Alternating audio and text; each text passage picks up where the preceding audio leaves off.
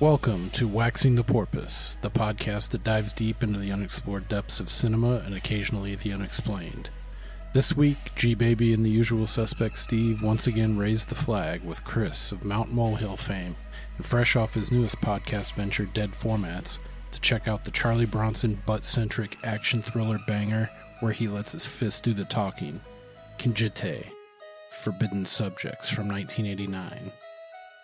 Join us as we discuss human trafficking, Steve questioning if Charlie Bronson is indeed a human man, the true meaning of Kinjite, and listen to perhaps one of the greatest Amazon film reviews of all time. The porpoises, midnight companions, and keen observers dive in fin first into the murky depths of Kinjite, where Charles Bronson's brand of justice is as subtle as a shark at a seafood buffet. Exploitation, dad action revenge thriller, Bronson playing a character of dubious moral fiber. What else do you need? No mercy. We're gonna like professionals, like Charles Bronson. We don't stop till the screaming starts, you dig? Let's wax this harum-scarum porpoise.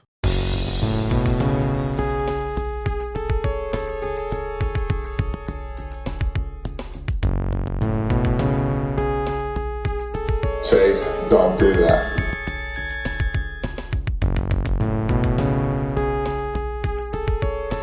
See, we working on his brow chakra. We're just in back of the crown chakra.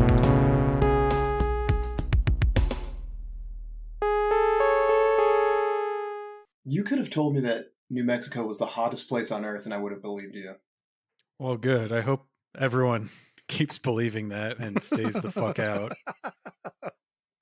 I'm the last person allowed to move here. Everyone else needs to fuck off. Yeah, my brother lives in New York City, and he was asking me like how much houses cost here, and I was like, "Well, it's not going to be a good house, but you could get one in the city of for like $125,000." He was just like, "I'm never going to fucking own property." It's like, well, it's the price you pay to live in one of those huge cities. Yeah, you probably couldn't even get a parking spot in New York City for $125,000. No. All right, you guys ready? Yep. All right, here we go. Welcome to Waxing the Porpoise, a podcast where we dive deep into the dark and uncharted waters of film, high strangeness, and everything in between. This evening, we cordially invite you to join us on this episode where we'll be discussing the 1989 exploitation crazed cop revenge action romp, Kinjite, Forbidden Subjects. Or as I've taken to calling it, how many racial epithets can Charles Bronson hurl in 97 minutes? Before we dive in, introductions are in order. I will be your host, Jim. I am a motherfucker, G-Baby. Ugly woman. Yes, very, very ugly woman. Of course, joining us on this cinematic odyssey, we have our co-host, DJ Airplane Mode, the usual suspect, Steve. I'd like to shove this up your ass, but I don't want to dirty my hands. How's it going, buddy? Good.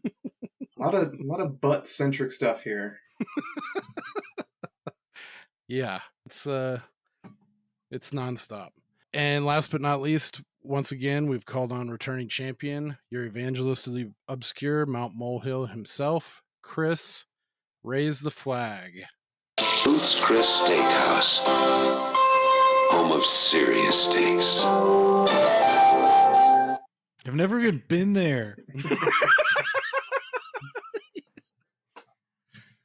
How's it going, man? Good. Just, at the time of this recording, the last episode you guys released was a French Michael Haneke movie. I thought I'd bring you guys back down to reality with this one. Unrealized idea. Yeah, that kind of happened by happenstance. That is a funny downshift from cachet to forbidden subjects. Or upshift when you think about it. Yeah. A lot of range. I won't complain. I had a lot of fun with this one, to be honest. But yeah, this is one I've never seen. Steve's never seen. Recommended by our good friend Chris. This is a Charles Bronson revenge action vehicle, one that he's well known for, that kind of subgenre. It's from 1989, good year. What made this one? I had suggested something else with Bronson, and then you were like, what about this one? What was it about this one that screamed porpoise? So yeah, you brought up 10 to Midnight, which I did fucking love that movie, but I do tend to talk about it a lot on podcasts. So I was like, maybe I'll turn it down this time, and next time someone asks me about it, I'll say yes, but gotta say no every once in a while. Yeah, and it wasn't that long ago when I watched that, because I rewatched it for an appearance on the Horror Drafts podcast, where I drafted it as one of my top 5 obscure slasher movies. Nice. And yeah, I want to check that one out for sure. Oh, it's great. But I suggested this one. I'd only seen it once before, and I remembered certain key things about it. I was like, it'll be funny to talk about. I'm a big Charles Bronson fan, so yeah, he's an interesting dude for sure. I had a lot of fun with it. Steve, what did you think of this one? Yeah, so obviously I liked it. It was a lot of fun. I've never seen Charles Bronson in anything, and I'm not even sure this is a real human being. This is a man made of clay. This is not a real person. I refuse to accept it. In his older age, my significant other likes to say he looks like a Cabbage Patch doll. Yeah. I could see it for sure. Dude, the beady eyes and like the color of his eyes are very like it's something. It's kind of creepy. If you zero in, I'm kind of surprised. Into the void. Even though Steve is not the movie guy, I'm still kind of surprised he's never seen a Charles Bronson movie before, because this is like, I mean, unless I'm missing an obvious one, I don't think I have. He doesn't look familiar at all. Just with like having the dad in law enforcement, Charles Bronson is sort of like the ultimate dad action star. At least that's the way I think of him, like a dad watching a Charles Bronson movie on TNT on a lazy Sunday afternoon. Yeah, like with no shirt on and like gym just shorts. Doing bicep curls, watching it. Koozie, beer, swamp cooler. Yeah. What's one of the big ones he was in younger? Is it Dirty Dozen? He was in that. Yeah, I saw him in that. Great Escape, Hard Times. Great Escape's fucking awesome too. My father-in-law, for a time there, when he was between places, we would go over and do dinners like every Saturday, and we had like this thing, and he was like, I'll pick a movie, and he picked these like old ass movies. So I was like, all right, whatever. And then, but it kind of opened my eyes to a lot of cool stuff. I know Steve doesn't agree, and I don't think you do either, but that's how I saw McCabe and Miss Miller. I really dug it, but we saw he did. Do not agree. Yeah, Dirty Dozen and the Escape one you just talked about, The Great Escape. Great Escape. Yeah, those are good movies. A lot of fun. I think Walter Hill's first movie, Hard Times. That's a good one. I've never seen that. It's pretty good. Yeah, he looks like, you know, when they say English is their second language, he looks like human being is his second language.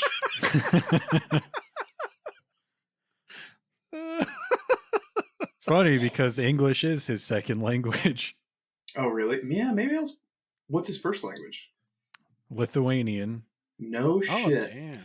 Wow. So he was born in rural Pennsylvania to like Lithuanian immigrant parents. So he grew up speaking that and started working in a mine when he was like 11 years old. He was the 11th out of 15 siblings. God damn. World War II veteran.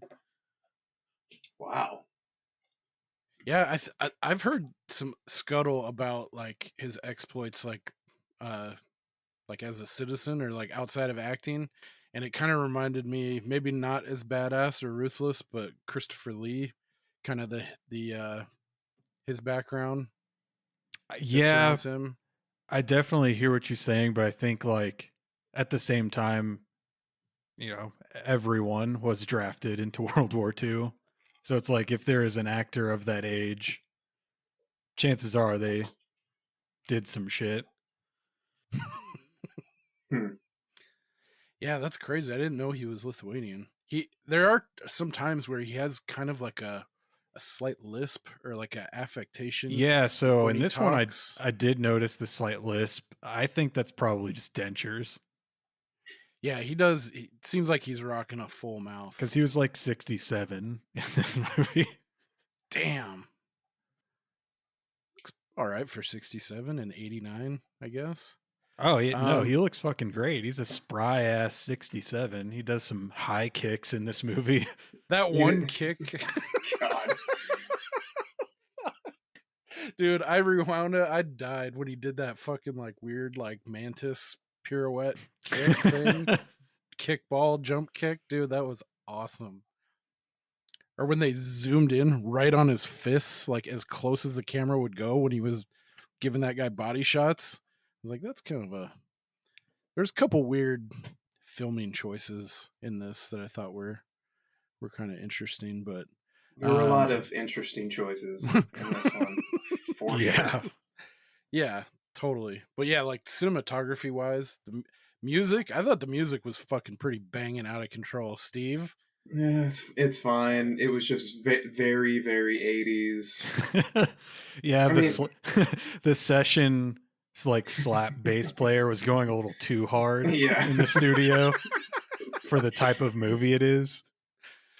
Dude, a couple of the segues were really funny to me, like musically, like when there was like a serious part and then it just kicks up tempo to like this halftime, like fucking like fart guitar, jazz synth, like bopping tune, and they're just going along. I'm like, wait, that was like a really fucked up like scene, and it just like it was a really stark change. And I like these little things that they did, like these little in between scenes, like those. Sounds exactly like I've just had an apostrophe. Yeah, that's the entire movie. Is that 3-second music clip? It reminded me of like a slasher, like I was thinking in the vein of like Elm Street. Yeah, I could see that. I like that shit. Let's get into some of these characters. Did you recognize he had a bit part in Chinatown, but his his partner, played by Perry Lopez, he was in Chinatown? No, that's Rios. He had a really small part in Chinatown. That's the only thing I've ever noticed him or recognized him from. I didn't really care for his character. He basically looks exactly like an actor named Dan Hedaya. Dude, he does. That's a good call. Oh yeah, he's in like Creature from the Black Lagoon. He's also in Death Wish 4. So another Charles Bronson movie. I kept thinking, like in the pitch meeting for this movie, they were like, all right, so it's a movie about pedophilia and child sex trafficking, but it's hilarious. You're going to love it. Dude, I think you nailed it. It's a very weird pastiche of things. I know we're probably going to go all over the place, but the first thing that struck me as I was watching it, I watched it a second time, but just like the connection of Mr. Hada and his story in Japan, and then this story, and the way they come together, it feels very odd. Yeah, this seems like 4 different movies. Yeah. Yeah, when they sort of show that he's coming to the States, I was expecting it to go a different way, like he was going to get involved with what's the guy's name? Duke in... Yeah, I think this movie was made by a pedophile also, I will say. I feel like there's a weird sort of apologist theme, like undertone, where there were multiple scenes in this movie where they're like, come on, what do you mean she was molested? I mean, she was just kind of touched a little bit. That's not really molested. 2 times. There was the priest, for one. Yep. And then the detective later is like, come on, what are we talking about molested? I mean, she was groped a little bit. come on, that's not molest. Like, who's writing this? Yeah, he's like, hey, what's with the euphemisms? Was she abused? Was she raped? Yeah, like there's a pedophile at home. Like, what? Tell us what happened. Yeah, there's a lot of, I mean, between the xenophobia and some of the ethnic slurs that are kind of thrown around are a product of the time. Or dude, the scene where it shows like his daughter in the swimsuit and they're like taking pictures of her and you can see her like fucking 13-year-old nipples. It's like, I shouldn't be watching this. I'm on a watch list now.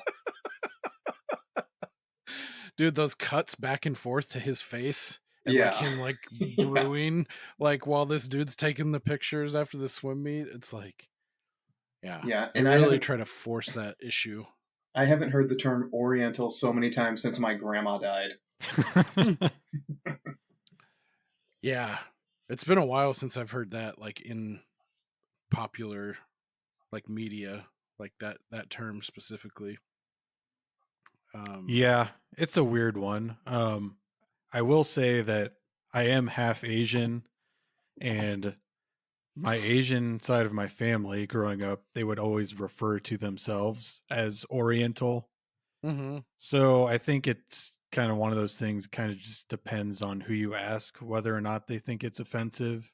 I personally don't, but I do not speak for all people of Asian descent.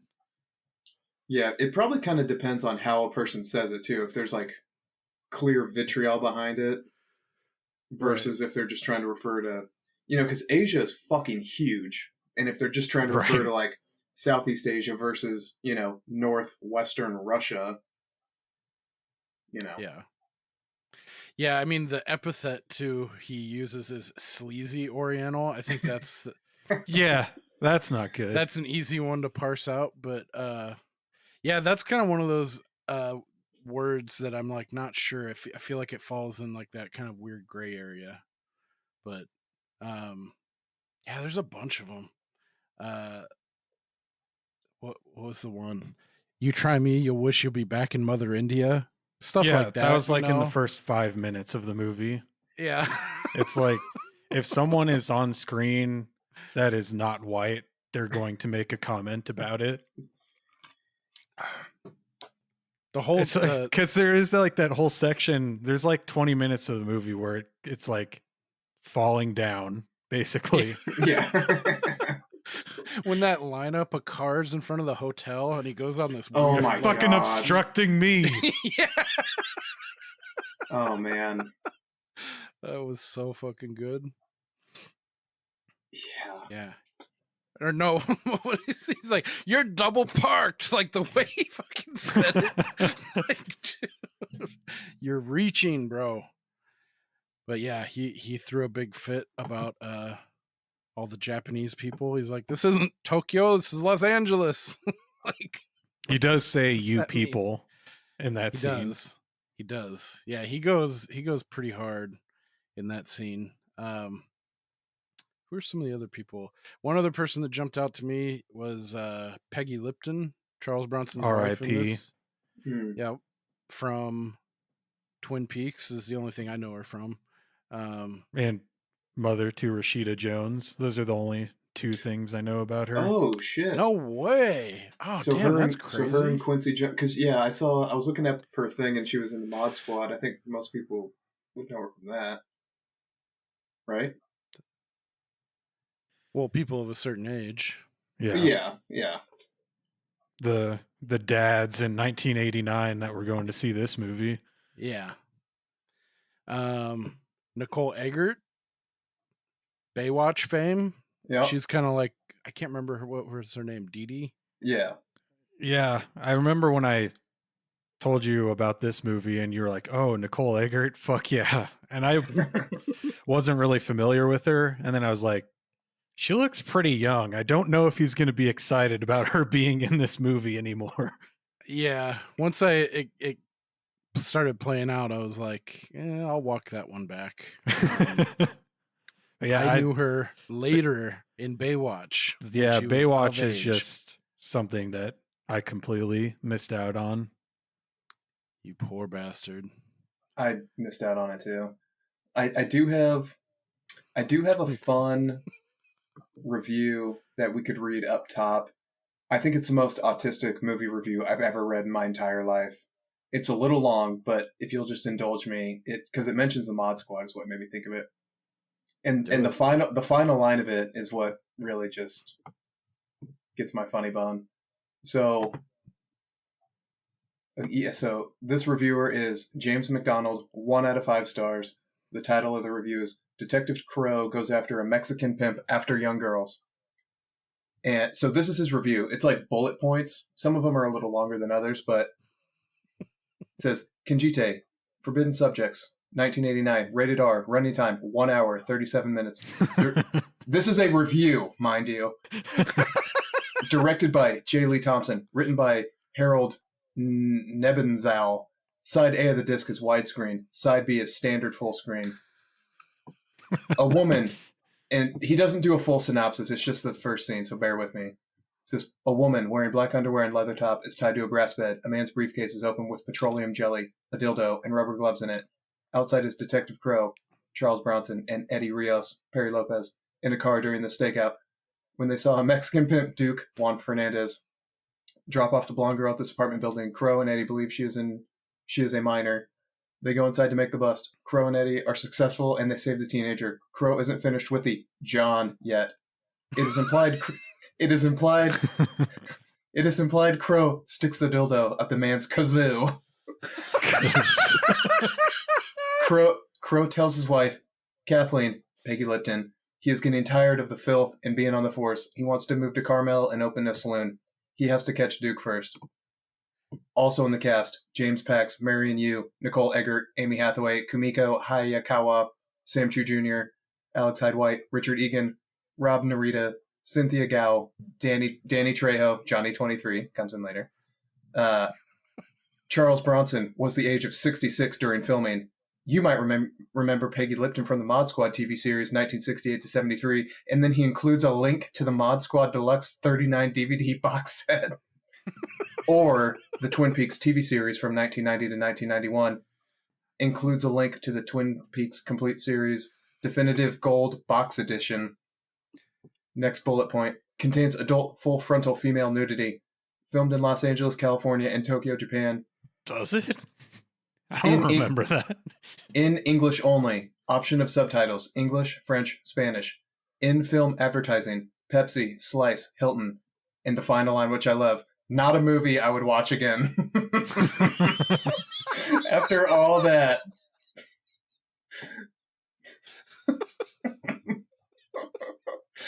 Oh, thanks, man. James. God damn. Yeah, imagine that level of putting shit together for something that you wouldn't watch again. Oh, fuck. That's awesome.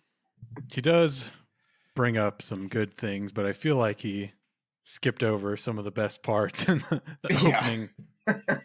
Like, the movie starts off with the Canon logo, and then shows a briefcase with a riding crop, lube, Vaseline, and then it just shows Charles Bronson. And if that isn't the most Canon Films opening to a movie that I could imagine. So I knew that I loved this movie when, after that first scene where he rapes a guy in the ass with a dildo, he goes home and he's doing the like really extended hand washing thing. The best fucking cut from one like transition. It's implied that he shoves a dildo up someone's ass, and then it cuts to him in his kitchen washing his hands, and he's like, for an extremely long time. I don't think I'm gonna be able to eat tonight, dude. And then he goes, I did something really stupid, and his wife is like, well, I know you don't lie or steal or do drugs. Did you fuck another guy in the ass with a dildo? Oh, I was so hoping she'd be like, wait, you didn't rape another guy in the ass with a dildo, did you? Oh, man. And then that's what makes it even better later on with that clip Jim played at the beginning where he's like, I want to shove this up your ass, but I don't want to get my hands dirty. Yeah, it's like, I bet you didn't do. have a problem earlier Panama with Red. it. Yeah, and it's not even implied. He takes the dildo in his hand Yeah. and he says, in that case, you're going to feel what it's like to be one of those little kids.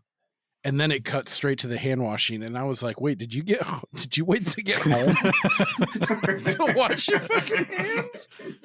And then I think they're implying that because that's the first thing he does. And it is like, he probably went wasn't to a quick straighten wash. out his mustache. And he's like, oh, what the God.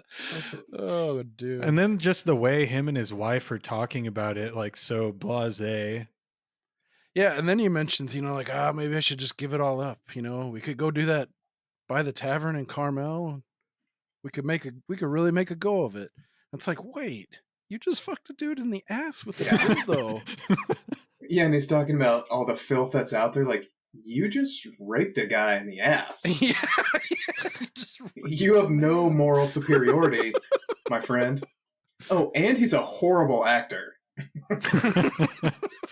One of the funny things I think it was about Death Wish 3, Alex Winter, the guy that plays Bill in Bill and Ted, is also in that movie. I think it was one of his first roles, but he said that watching Charles Bronson on that movie was more like watching someone golf than act. Which I thought was a great description. But yeah, I would not say he's a bad actor. I would say he is a very good actor with a very limited range. And I will also say that he does not give a fuck about this movie. Yeah, I think that much is clear for sure. Yeah, he's like not like I feel like he's not a Swiss Army knife. He is like one of the things within. Like he's the corkscrew when you need a corkscrew. Is that no? That's pretty stony. Ancient Chinese proverb. When you need the corkscrew. I hope I'm not the only one that felt this movie was actually very funny. Like, yeah, unintentionally. I don't know if it was intentionally funny. Like, because then we go to what was it, like fucking arena football, where you have the two guys clearly hunting little children openly, talking to each other, like scouting. Check out section 3. Yeah, like.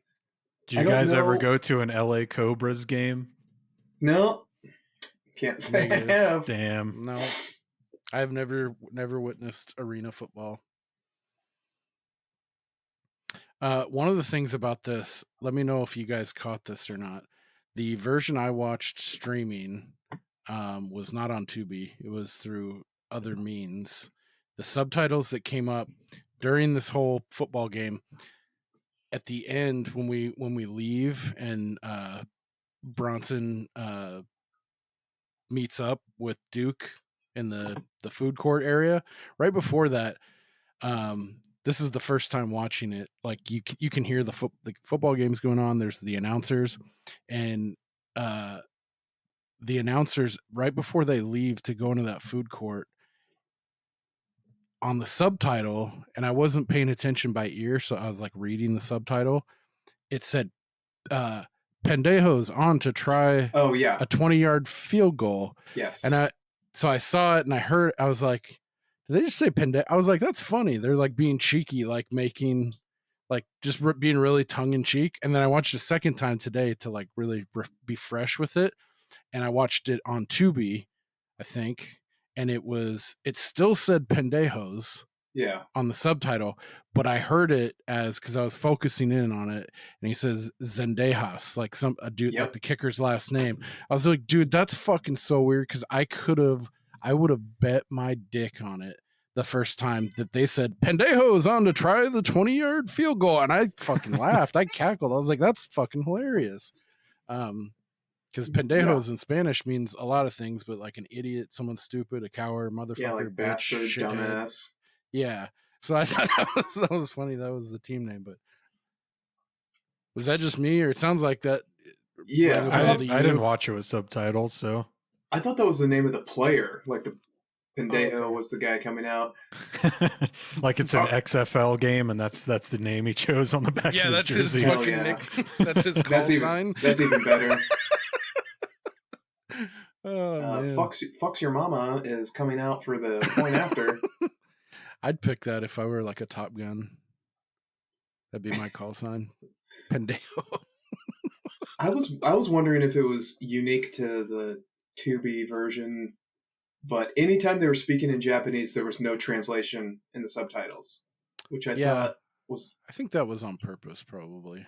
I'd like to I know don't what they're know. saying.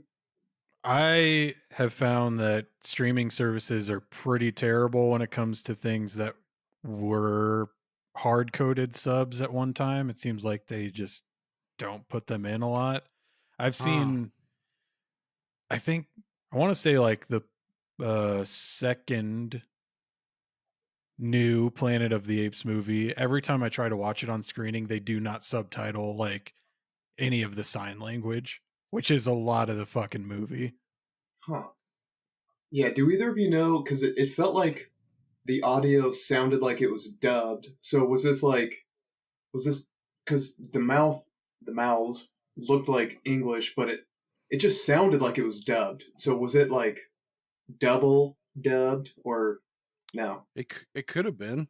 I mean, that's pretty common in action movies. Like during certain set pieces, like even in English, they'll like record the audio separate, so it'll be able to like cut through.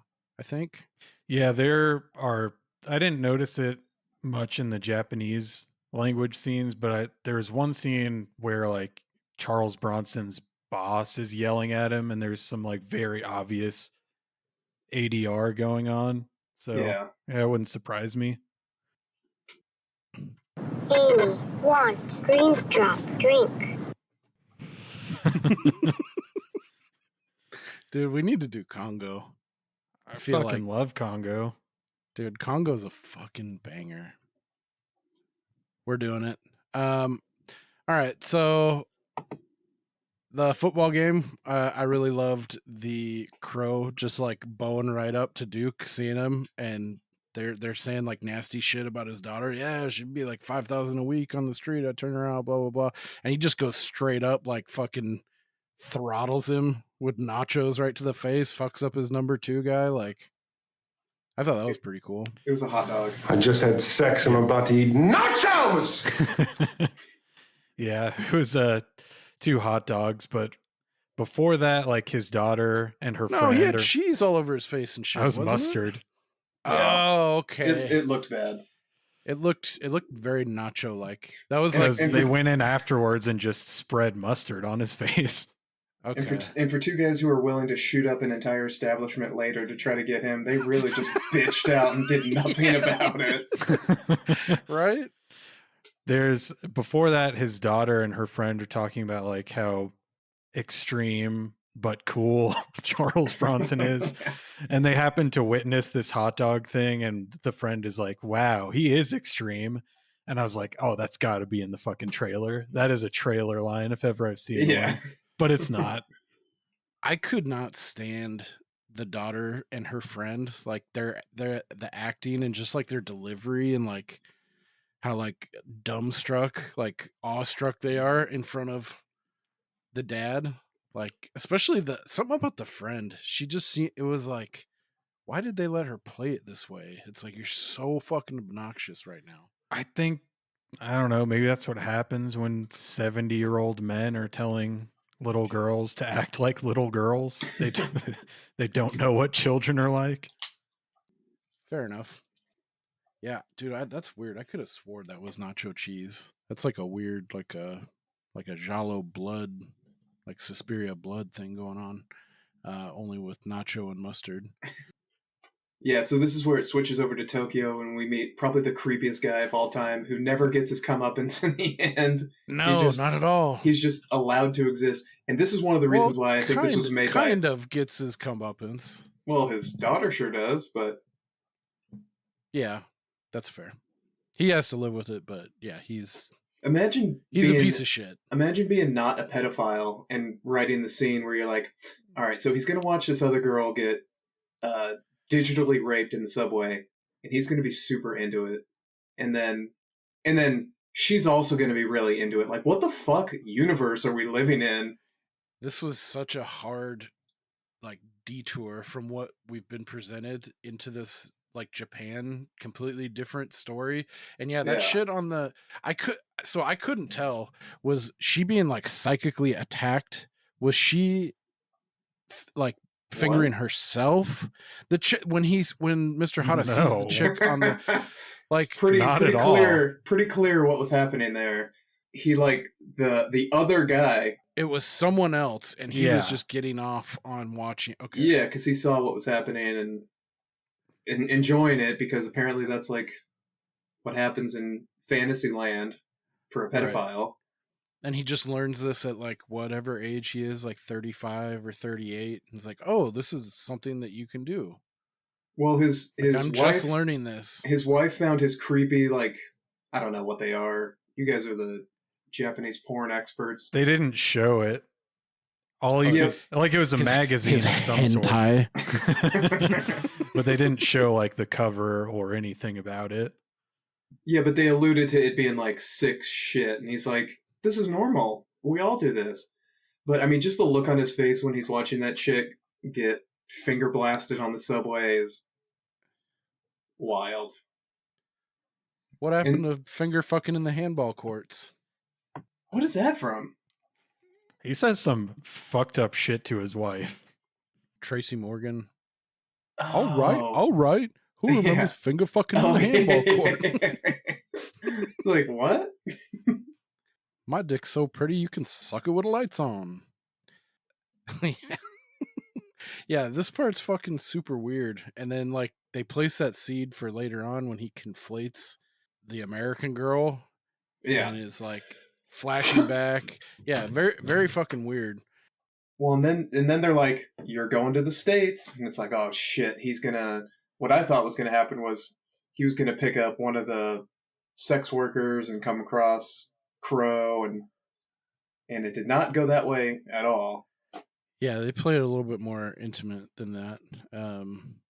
Yeah, so then he gets the promotion to go to LA, and they traipse around like some weird shit between him and his wife, and like it's like her duty to just like shut up and take care of the house, and he's free to like do whatever he wants at night. Oh, you mean The Dream? Yeah, that's called The Dream. What's the saying? It's like every guy wants a wife only half the time. Well, and he's talking about like, my job is to provide and yours is to whatever, and he's like, I can't remember what he said. He's like, the love you provide is sparse and bitter. Like, god damn. Holy shit. Yeah, this dude's cooking with gas. So one of my favorite scenes we get to next. We're probably missing something, but the swimsuit Bronson, you sick fuck. No, this is after the fucking we kind of already talked about the swim meet, but when he goes and he fucking braises Duke in his car. Yeah. At wherever the fuck they are. And that's where we get the fun, like, I want to, or no, he's like, hey, takes man, his watch. Let me go. You take this watch. It's worth $25,000. He's like, I want to fucking. I'd like to shove this up your ass, but I don't want to dirty my hands. So instead, he forces it down its fucking gullet, makes him eat this motherfucking watch, which is pretty fucked up, pretty wild. But dude, what he says, it reminded me of that shit from Sword and Scale. The like, you're dying. Oh yeah. When he's like, I'm dying. I'm gonna die. And then, oh, sorry about that. Yeah, and then Crow's like, no, but you're gonna have to stick your head between your legs to tell time. Like, even that for me, I was like, all right, that's come on. I'm fully invested in the cornball shit, but come on. It was pretty cheese. That was a lot of cheese, but I was digging it. I did love at one point Crow was talking about like, every time we arrest this guy, they put him back out on the street. It's like, maybe because you beat the fuck out of him with no like probable cause, you just kick in his door and you fucking burn his car down. Like, yeah, you're a shitty cop. Like, no wonder they turn him loose every time, because you just kick the door and like no time for backup. It's like, So that's not how this works, buddy. Leroy Jenkins. that whole thread is kind of like a big thing of Charles Bronson movies from this era of like, you know, the Bill of Rights is just something for criminals to hide behind and get off on technicalities. And sometimes you have to go outside the law to get real justice, but they fuck it up in all of his movies by making him do like horrible shit.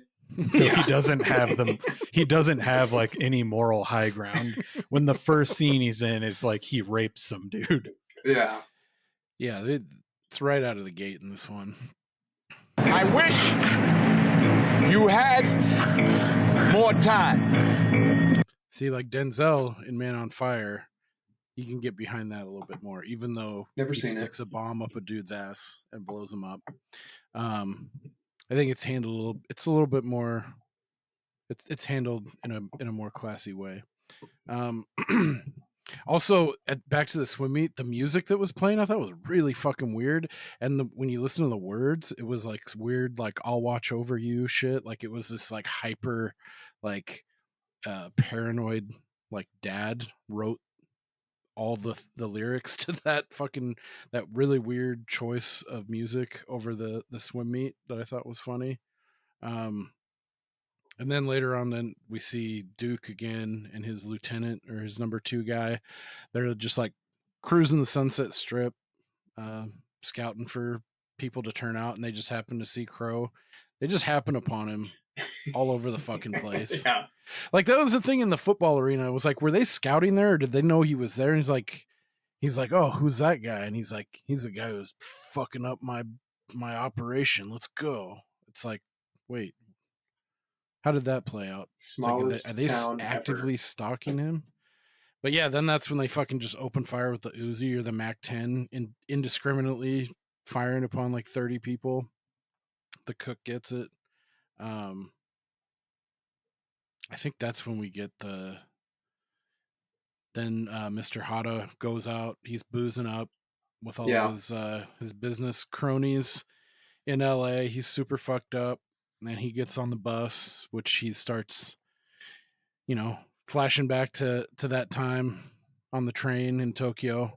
And who should be there? It's Crow's daughter that he's hyper paranoid and like guarding over.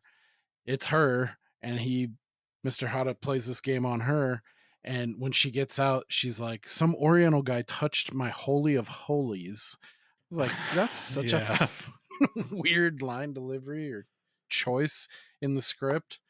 And then someone else rapid fires like, some pervert touched her. It was some Oriental guy. And then everyone just starts beating the shit out of every Asian person.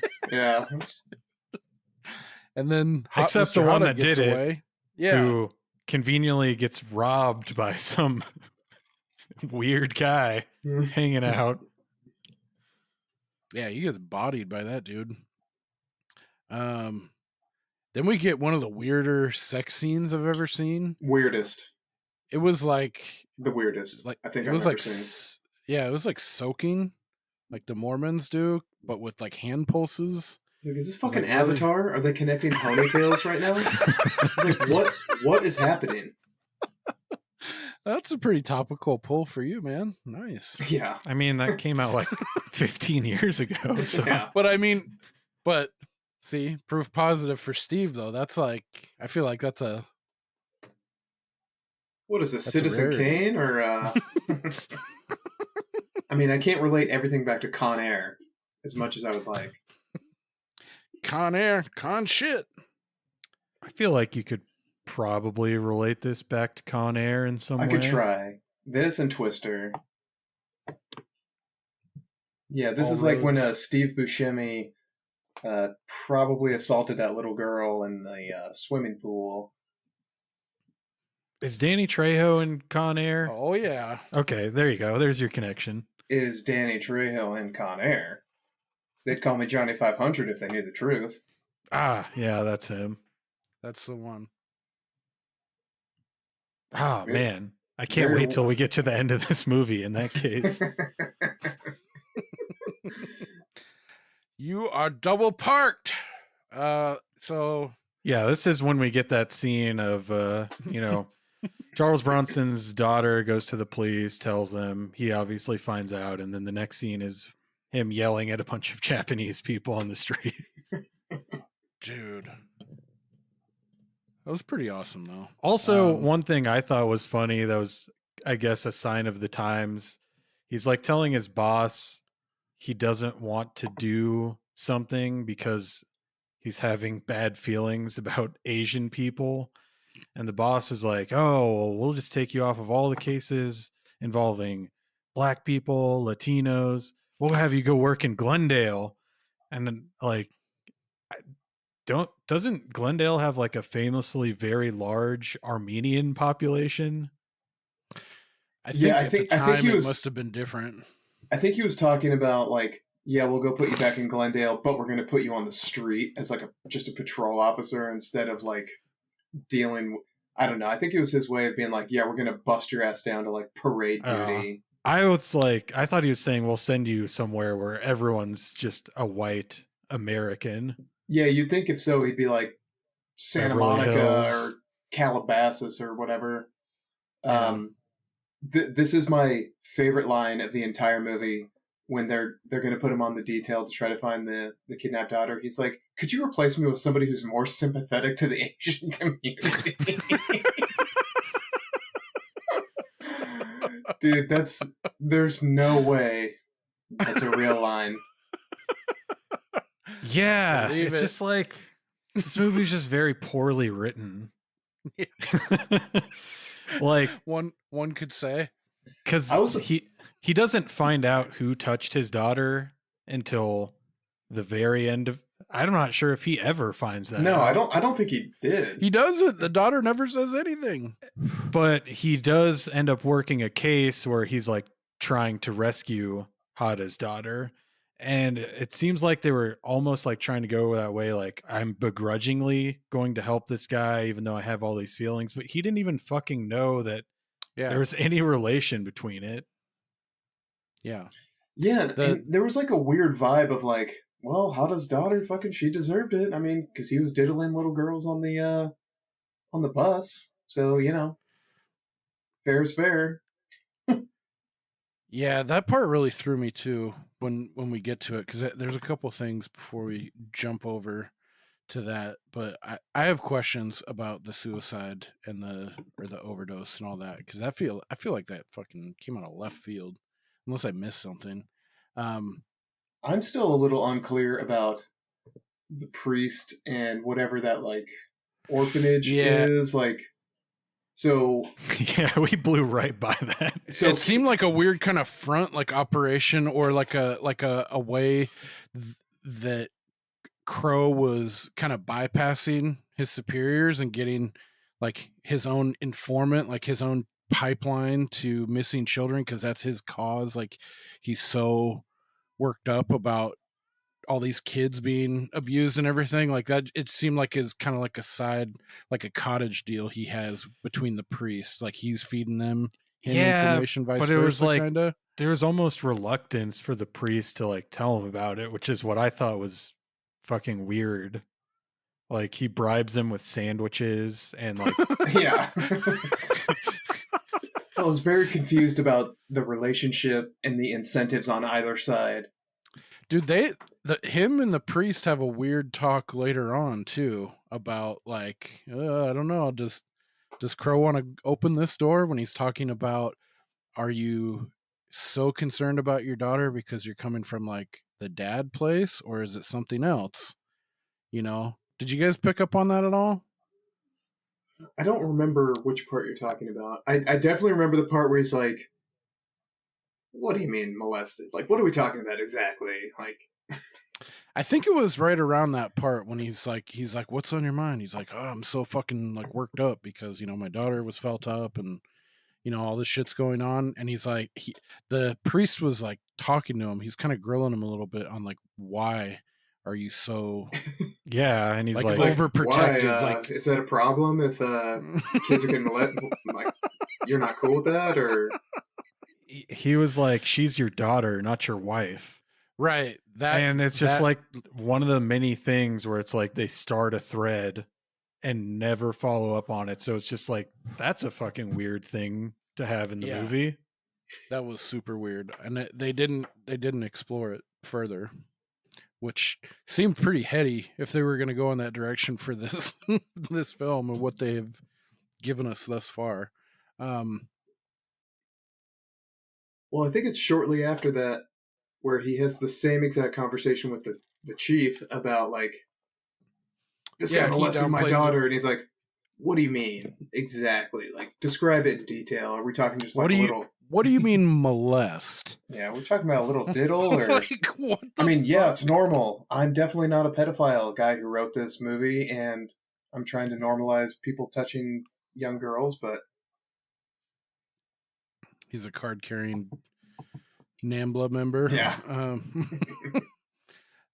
Which the bad guy in this movie does have a little bit of a Jesus from the Big Lebowski vibe to him. Dude, I thought he was Duke. To pull it back to Con Air, as everything does. I thought he was the guy who was Francisco Cindino.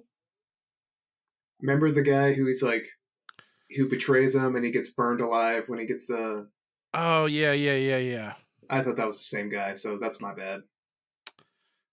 I can see that. This guy feels very familiar, like henchman. Like, I feel like I've seen him as a henchman. He's in Executive Decision. That's probably maybe where you would know him. Hell yeah. Dude, I've seen Executive Decision so many fucking times. That's a good one. Kurt I always Russell. confuse that with Broken Arrow. They both include stealth bombers, I believe. And they probably came out within a year or two of each other, right? Yeah, I think Broken Arrow was 95, if I'm not mistaken, and I think Executive Decision was either 96 or 97. That was my summer of HBO. Oh, yeah.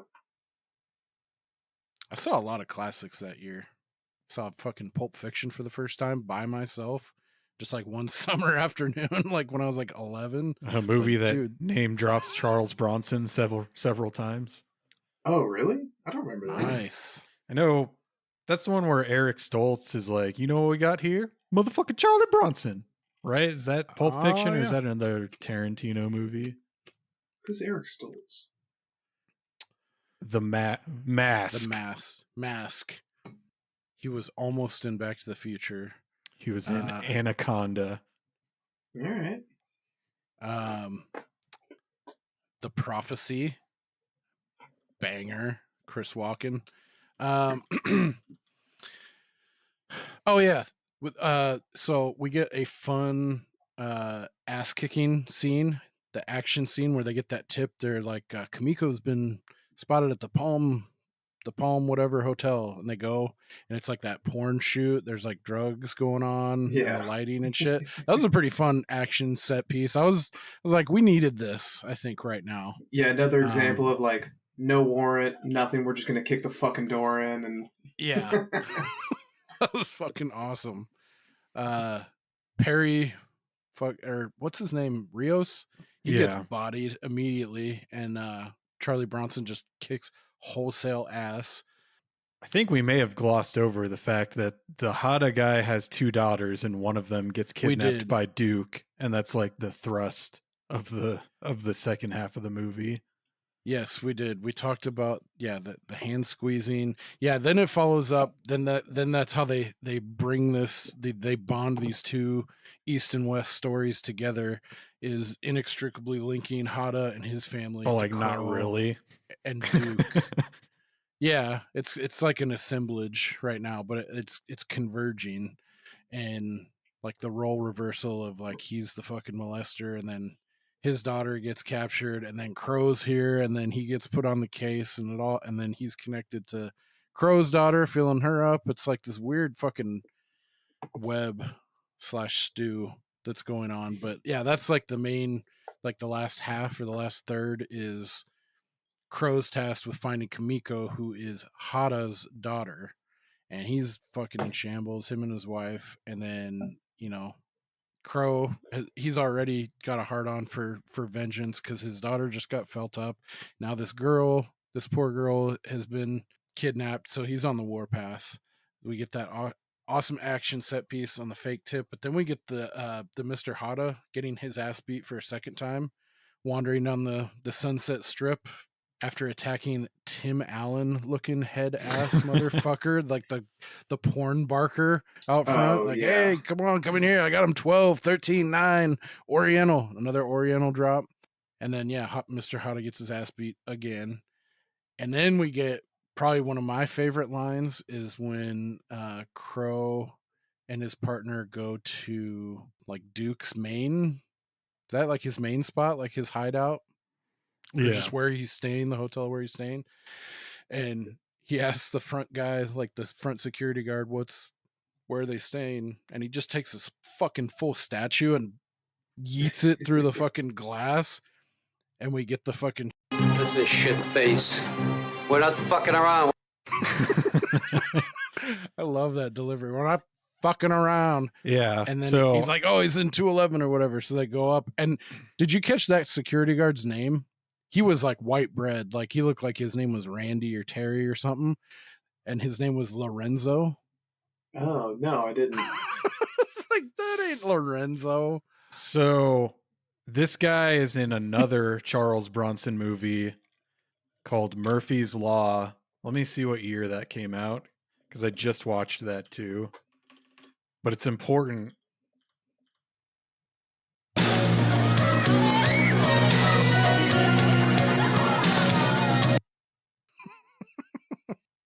So he's in another movie, Charles Bronson, called Murphy's Law. Came out 3 years before this, where he also plays the clerk of a hotel / apartment where Charles Bronson goes in and starts breaking shit and tells him, like, tell me where he is. So I guess that's a good thing to be typecast as. That's a fucking specific typecast. I know a guy that I can break shit in front of. I've got the perfect guy. This guy can wear a security guard uniform like nobody you've ever seen. Real name? Robert Axelrod. Oh, hell yeah. It's a pretty rad name. That's a rad surname. Dude, I've got to say one of the most disturbing scenes of this entire movie that was so over the top, it was funny in like a really dark way, is when they first kidnap the girl and they bring her back and they do the like creepy chorus line of like, guy takes her back, he comes out, nods at the next guy, he goes back. Oh yeah, it's like, dude, this is so fucking over the top. Yeah, and the other guy comes out sweaty, like his brow's sweaty, and he just gives him that creepy look, like your turn, like. Yeah.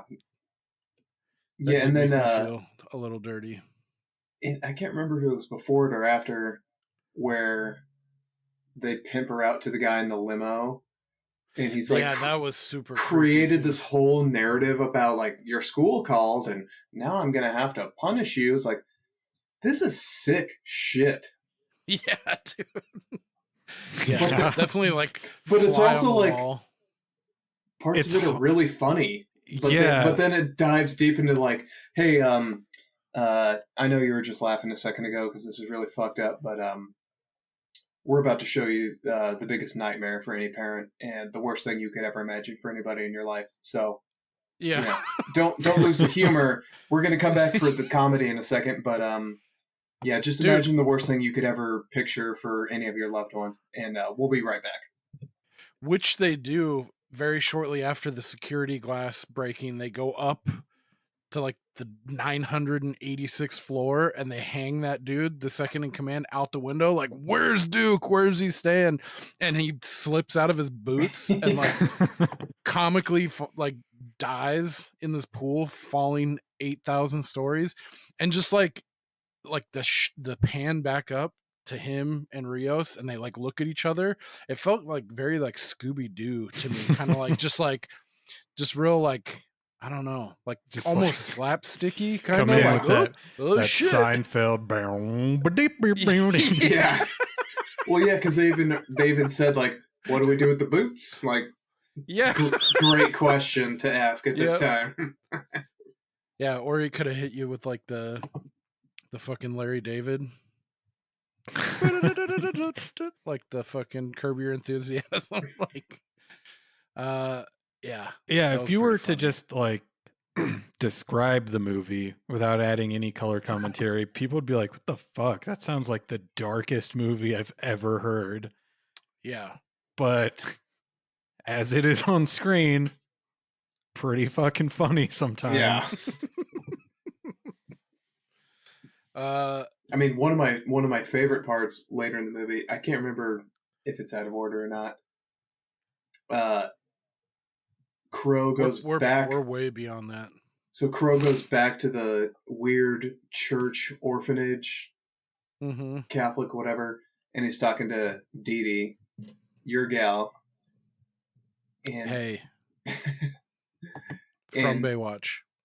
And he's trying to get her to cooperate and talking about how Duke put her out on the street and turned her out. And she's like, hey, he didn't turn me out. My dad did. For several years. Duke was a nice guy. Like, yeah. only a pedophile would have written this dialogue. Like, hey, my pedophile pimp didn't fuck my life over. My dad did. Yeah. This guy helped me out. Yeah, that was pretty brutal. Let's see. So after this, they get Famiko back after raiding the hotel where they were staying. Duke gets away. His number 2 dies. They get Famiko back.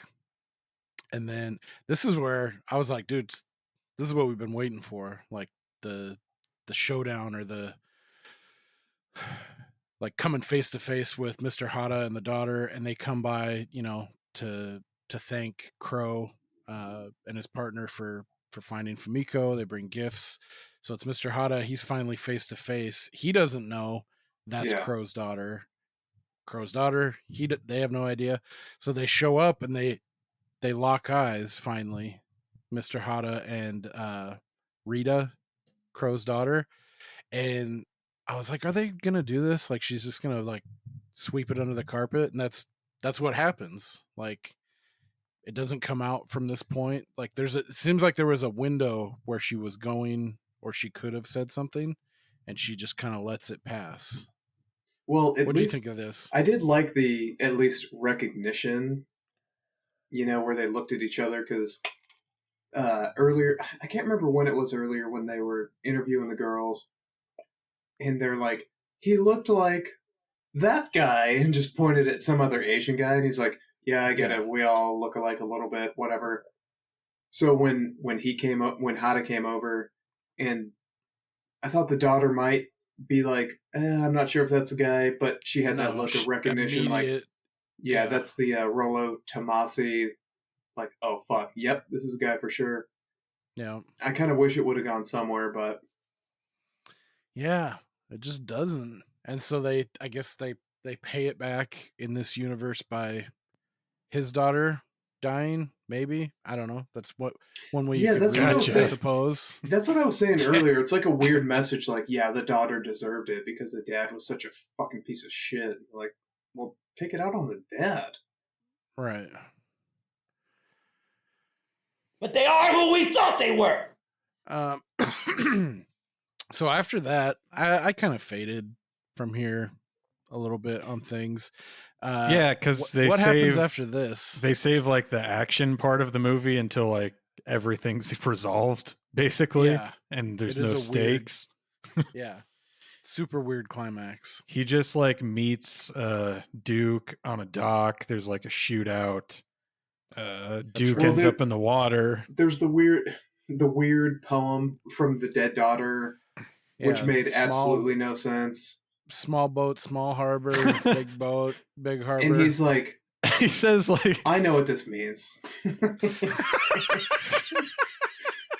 No, he says, the mom says she thought you would know what it meant, and he's just like, well, the thought was appreciated. Like, basically, like, that's a stupid poem, but so I don't understand. Is Kimiko overdosing on purpose?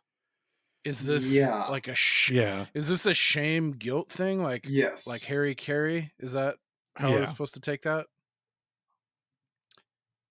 Yeah, because even when they rescued her, she's like, "I'm sorry to be a trouble." Like, fuck, who is writing this shit? That doesn't make any sense. I can't remember who Bronson was fighting at one point, but I did write down another hilarious line where he said, "I'm gonna break your hairless ass." It's like, this guy is so obsessed with men's asses.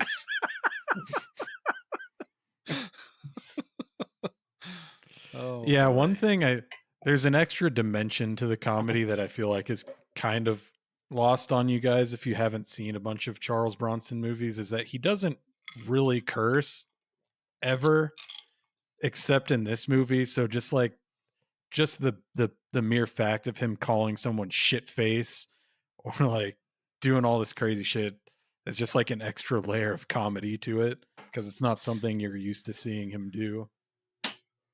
Well, that's cool. At least he like spread his wings a little bit for this one and open up the profanity gate. Because some of his lines are awesome. Yeah, I'm glad I'm not the only one laughing at this. I thought I might be a real weirdo. You guys are like, this is a serious film about. No way. Open the door, bitch. Yeah, and what do we know that guy from? Because I recognize him, but I looked at his IMDb and I didn't recognize anything. He's in something. His name jumped out to me, but I couldn't place him anywhere. What is his name? Like Cy Harrington? Richardson. Yeah, he's in a lot of shit. They Live, Repo Man. Ooh, Repo Man. I haven't seen that. Men at Work. Huh. Must have an in with the Estevez family. Men at Work's just a good. That's just a good movie. Yeah, I should have looked. I should have looked at it. To Sleep with Anger with Danny Glover. Oh, of course, yeah. I've never even heard of that. Fake fan. Wow. Have you seen Switchback? I don't claim to be a Danny Glover fan. He's cool, so but to be a Danny Gloves fan, I have to have seen every film in his filmography. No, it was a joke.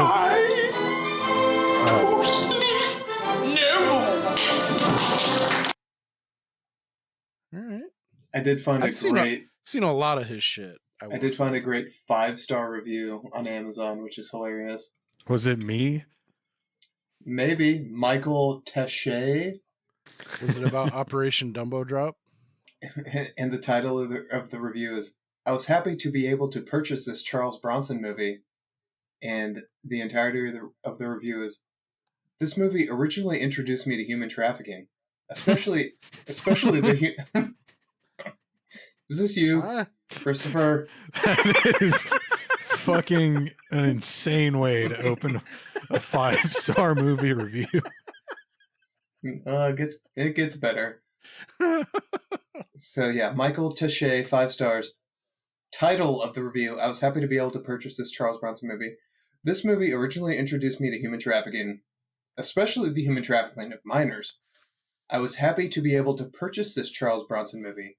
I have worked against human trafficking for 30 years now. A must for any video library against human trafficking. Because we all have one of those. This is a human trafficker who is inspired. On my bookshelf, I have action, horror, comedy, anti-human trafficking. Yeah. That's how I divide my DVDs. Yeah, he edited it so it's against human trafficking. This guy has a library of human trafficking films. We have this and Sound of Freedom. Insert "I'm in danger" sound bump. I guess I could sure use some cupcakes or some peanut butter cups about now. Oh boy. I did like the last even though it had no stakes, I thought the last action set piece was pretty cool. We get the partner who I was expecting to just eat it like 3 different times before. Like, I didn't like his character at all. He gets a fucking like wrecking claw. What do you call that? Wrecking claw through the gut. One of those big things that you picture at like a scrap metal yard that drops down with the magnet and fucking scoops a billion cans of aluminum and drops it somewhere else. He gets one of those through the fucking torso. That was pretty neat. Charles Bronson is unscathed. Yeah. Well, Dude, they fucking he just put his head down, so obviously he would avoid it. If only his partner would have thought about putting his head down. Dude, the dude getting taken out, swinging the wrecker claw, and then Charlie Bronson taking a fucking ride like the swings at the fucking carnival. That was pretty fun. Yeah, firing taking like people out. 20 shots out of a 6-shooter without reloading. That's one of my favorites.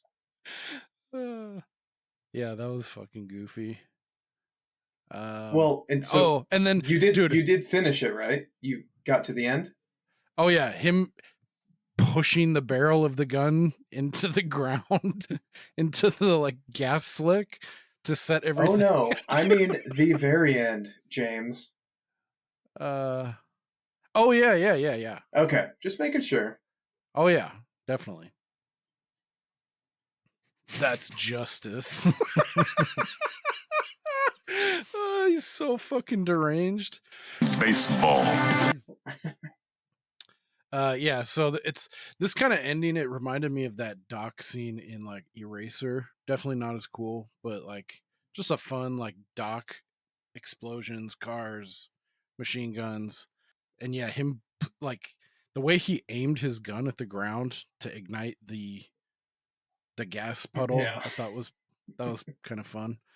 But yeah, so that the true climax is we get so he takes Duke in instead of killing him after this huge firefight, or letting him drown. Yeah, which is I thought he was going to let him drown.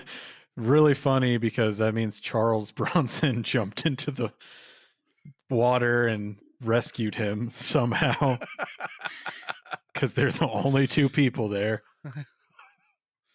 Yeah, he's like, I'm not getting in that fucking water. So yeah, he hauls him off, and then we get a change over to a prison scene. He's walking him down the yard, like the classic, like, you know, all the inmates are catcalling him, and he's like, "What are you doing, Crow?" He's like, "I'm gonna give you a taste of your own medicine," or something like that. What's the dude say? He's like, "I got a new mama," like just this big ass, like 6'7". Yeah. Like, I'm gonna rape you. Like, yeah, semi-professional wrestler looking ass. Yeah, he looked like Earthquake.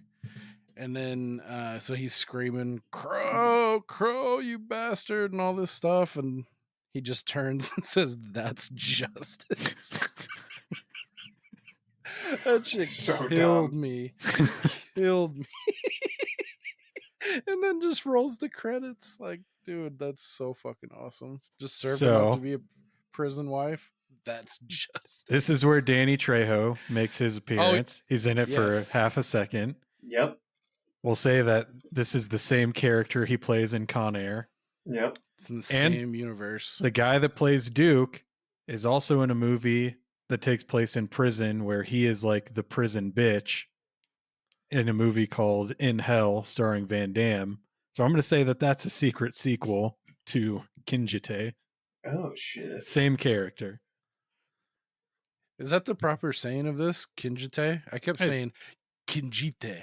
More or less, Kinjite. Which also does not mean forbidden subjects. So What's it mean? What's it mean? Like, pedophiles really not that, it's not that big of a deal. It's okay. I mean, it's pretty normal for people to be attracted to underage girls. So like everybody should just chill a little bit. So there's one scene I don't think we talked about where they do say the title of the movie. It's when Hada is still in Japan. He's like at an English for businessmen class. Yeah. And he talks about his bowels.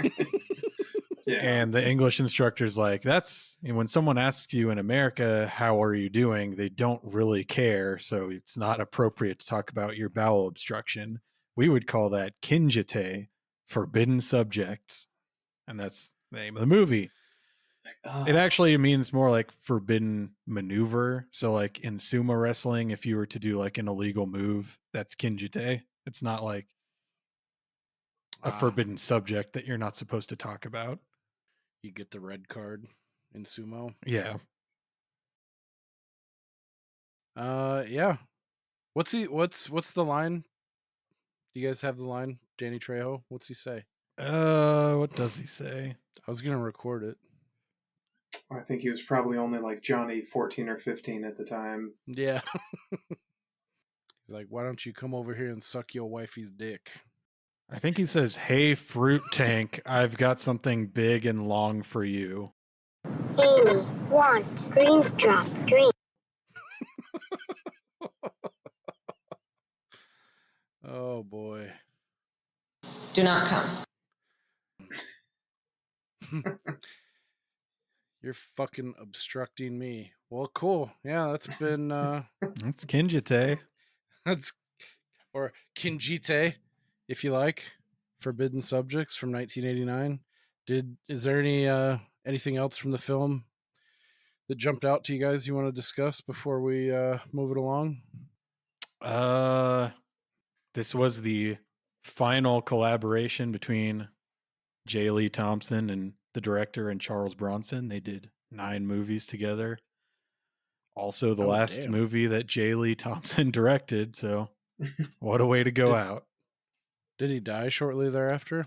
No, he just couldn't get movies made. I think Canon Films, went under shortly after this because I don't really think of them as having movies in the 90s. So probably the only people that were giving him jobs no longer existed. He was also fucking old. Like he was older than Charles Bronson. Yeah. Well, once you scale Everest, I mean, there's no more higher mountains. So once you've achieved perfection, I'd somewhat recognize the Canon, like the intro graphic. Do you have anything off the top of your head, Chris, that they're like known for that you could rattle off? The Death Wish sequels. That's like their main franchise. Yeah, claim to fame. a lot of 80s action movies, like they were the ones that, like Bloodsport is a Canon movie. They introduced the world to JCVD. A lot of Chuck Norris movies are Canon movies. Just stuff within that ilk. You want me to drag him out of here? Kick the shit out of him? Sidekicks. You ever seen Sidekicks with Chuck Norris and Jonathan Brandis, Steve? No, we should do more Jean-Claude Van Damme because there's a bunch I haven't seen. I mean, other Bloodsport, than Street Fighter, which is the kickboxer pinnacle. Yeah, they did 10 to Midnight, so that's the one we talked about earlier. Fucking Over the Top, Life Force, Breakin' 2, Electric Boogaloo. Life Force is a banger. Cobra. Damn. All right. Yeah, so they pretty much just ran this 80s milieu of cheap and entertaining action movies. Dog shit. Yeah. Speaking of the French film we just did, Cachet, there's another one I have. I don't know when we're going to talk about it, but have you ever seen the movie The Moustache? No. It's a French film. Sounds dumb. I think you might like it, Steve. It's on the list for one day, but I got Death Wish 4 on here. That's one I want to watch for sure. I think you'll get a big kick out of that, Steve. But yeah, I was unsure because you were seeming pretty bummed when you looked up. I think it like the graphic that I texted you for Kinjite was like 19% on Rotten Tomatoes and like a 54 or a 5 point something maybe on IMDb. Oh yeah, something like that. I did watch an episode of At the Movies with Siskel and Ebert on the worst films of 1989, and this made the list. Nice. Yeah. Honestly, this is bad, but it was entertaining. I had fun with it. I mean, I will say I was very skeptical, but I also have to say that Chris does have a pretty good batting average, so I was deferential to watching the whole thing. It's like I got to give it a shot, you know. This movie is one of those ones you're in or out within the first. As soon as he takes a dildo in his hand, Yeah. that's like your on or off point. Yep. Good point. All right. If you want to reach out to us, you can do so via email at waxingtheporpoise.com or either of our socials. Instagram is at waxingtheporpoise. Twitter, X is at waxingtheporp.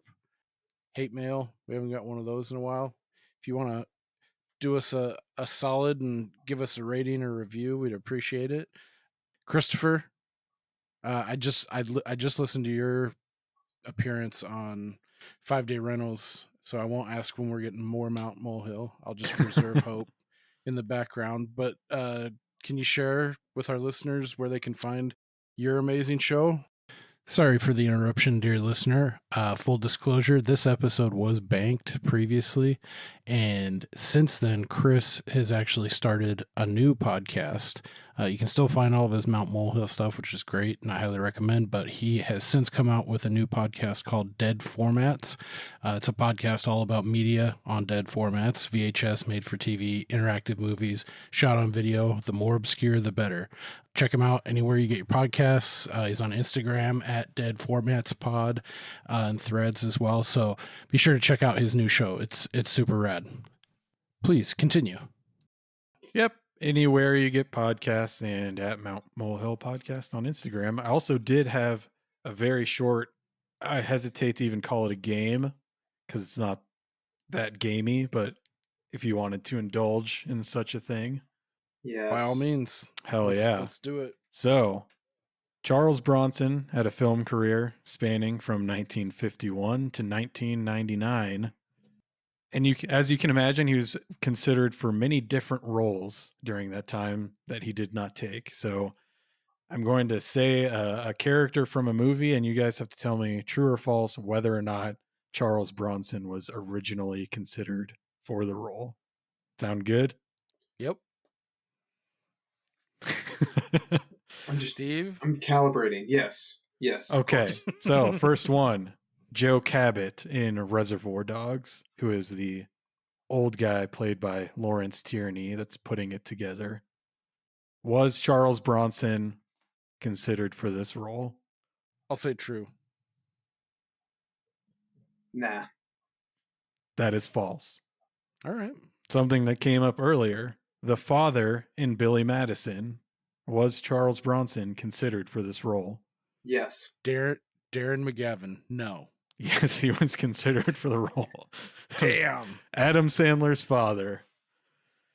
Dude, real quick aside, speaking of Adam Sandler, I was thinking of Happy Gilmore. The dude who played Shooter McGavin. Sorry, Daddy. Yeah. Christopher McDonald. Yeah. I just found out he has a son who's like, I don't know, late 20s, early 30s. He looks exactly, he's the spitting fucking image of Shooter McGavin. It's weird, man, seeing him. So like, it's like I think he has clone. I think he has a nephew who is like a clone who's dating a comedian, Steph Taleb. Oh, is that not his? I think it's a nephew. I'm pretty sure. That's even weirder because they look so. I assumed 100% that had to be his son. Yes, because they look Jefferson so similar. McDonald. Yes. Yeah. Holy shit! Yeah, fucking he looks wild. exactly like him. And he looks like a variety kind of like a comedian type dude, like a stage presence, like he plays the piano. I saw a clip of him, he's like fucking standing up playing like fucking like Jerry Lee Lewis and getting crazy. I was like, dude, it looks like I'm just picturing his dad doing all that shit like Happy Gilmore era. It's weird. That Steph Taleb is fucking funny, man. She is. She's really fucking funny. I don't know for sure that it's his nephew, but I know that when they met, she was like, "Oh, is this your son? Or is this your dad?" And he's like, more of an uncle. So, wonder if he's being facetious and they just have a weird relationship. so he says that. Could be, yeah. Or, he doesn't have a Dude. Wikipedia, so I can't easily see the relationship, but no two people have ever been more related. yeah. Sorry, that was a huge aside. It turned into fucking up the game, but even their voice sounds similar too. yeah, and that's the creepy part too, for sure. That'd be a fun game to hear them say quotes from like Happy Gilmore and try to guess which one's the OG. I was thinking I'll turn that into my trophy room. I eat pieces of shit like you for breakfast. Diet. Han Solo in Star Wars. Was Charles Bronson considered for this role? No. Yes. Probably yes. False. He was not. I got one. All right. The lead role in Conan the Barbarian, Charles Bronson, was he considered? Steve, you go first. Yes. It sounds so wild that I want to say no. I'm going to say yes.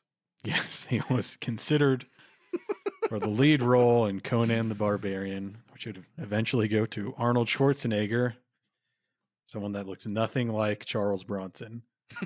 Although, dude was fucking ripped for the era and his age. But I don't know if Bronson? Yeah. Yeah, he's fucking put together in those early films like The Great Escape and Dirty Dozen. Like, yeah. Snake Plissken in Escape from New York. Yes. You sound like you knew that. I didn't. Oh, I can see it. I can see it in my head. Like John Carpenter thought he was too tough to play Snake Plissken, so. Huh. I was kind of bummed out. I heard Radio Silence was attached to do a requel or reboot of Escape from New York, or do a different Escape from somewhere, and they just dropped out. So kind of bummed. I'd like to see their take on that. I mean, it's not really I think what people like about that movie is Kurt Russell and John Carpenter. I mean, if you take them away from it, it's kind of just like, could be any movie. No reason to really call it Escape from anything at that point. It's just a different movie. Yeah. I'm on a high. I just saw Abigail, and I like in general, I like what the Radio Silence duo or team. I don't know if I've seen anything that they've done. Ready or Not. I didn't like that. Five Cream. Five Cream? What the fuck is that? I don't know. Scream. Anything that you guys are Scream. Yeah, I haven't seen it. 5, but not 5. Just Scream, but not the original movie. It's just named the same. Reboot Quell. At no point in your rambling, incoherent response. Just a minute. Sorry, we could have fucking had Charles Bronson in that movie. That's it, Billy. Get the hell out of here. No gibberish tonight, Billy. Just imagine Charles. Billy, dude, eat your soup. Or I'm gonna shove it up your ass. And I don't care if I get dirty my hands. Like Charles, the line said nothing about shoving it up his ass. Are okay. Dude, that would be funny. He's like, duh, Billy, don't you have all day to read your jack-off magazines and drink your daiquiris? The lead role in Bullet eventually went to Steve McQueen, but was Charles Bronson considered for that role? I'll say no. Yeah, that seems too obvious. I'll say no. That is false. He was not considered for that role. Nice try. Fuck. John You're McClane. a lousy kindergarten teacher. I've seen those finger paintings you bring home and they suck. John McClane in Die Hard. Was Charles Bronson considered for this role? I'll say yes. Based on Chris's reaction, I'm going to say yes also. Yes, he was considered Fucking to play read you John like a McClane. cheap paperback. Die Hard. I am all over you. Okay. Last one. Touche. Turn your camera off, you scumbag. All right. Christopher Reeve, who we all talked about recently on an episode of another show, which I don't think is out yet, but he played Superman in 1978. Was Charles Bronson originally considered for this role? Yes, final answer. Yes. Yes, he was. Could see it. You must have a goddamn IQ of 160. And that's the last one. Gump! I think you beat me because I think we tied the last like 3 or 4 questions, but I faltered. I think the first 2 or 3. So, yeah, I think maybe the only one you got Steve. different was Billy Madison's dad. Maybe. I don't know. What did you score on your marksmanship evaluation? 70. 40. good times, man. I like your games that you come up with. They're a lot of fun. I do too. Sometimes I always win. All right. He's gonna cut it out. No, I wouldn't do that. You know what? I'm about to say it. I don't care that you broke your elbow. Yep. I think we're gonna go out on that note. I'll live to fight another day. Tune in next week for Belle de Jour. What's that? Some French movie. Oh, it is? You just plucked off the dome of just a random French film? To be fair, I've only seen 2 French films. The Mustache and Cachet, I think. Well, no, the Le Pacte des les Loups. Brotherhood of the Wolf. Yeah. Oh, yeah. Fucking front sack. But That's next French. month, you're going to start your Gerard Depardieu, where every week in the month of June, we review a different Gerard Depardieu movie. Oh, dude. My Father the Hero? Fuck, maybe I've seen... I don't know if that's classified as French. I've seen... Is that the one with Hulk Hogan, too? Bogus with Whoopi? No. Where he plays an imaginary... No. Dude, that's awesome. How do you just come up with that? Depardieu. I don't know. I just mash the one French actor I know with the upcoming month. That's a wild portmanteau. Don't question, just enjoy. I didn't come up with it. You did, which is why you're going to cover one of his movies every week next month. It's just been revoked. All right. Yeah, so that's been it for Kinjite. Check it out. It was fun. Yeah. I had fun with it. Especially if you're a pedophile and you're looking for a good film to not make you feel like such a weird piece of shit. Absolve yourself. Watch Kinjite. Yeah. Thanks for tuning in. Check us out next week for something. And we'll see you when we see you, and we'll see you later. Au revoir. Konnichiwa.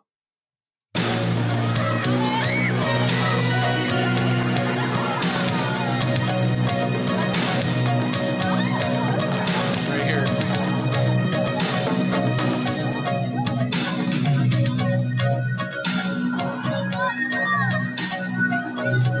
So sick.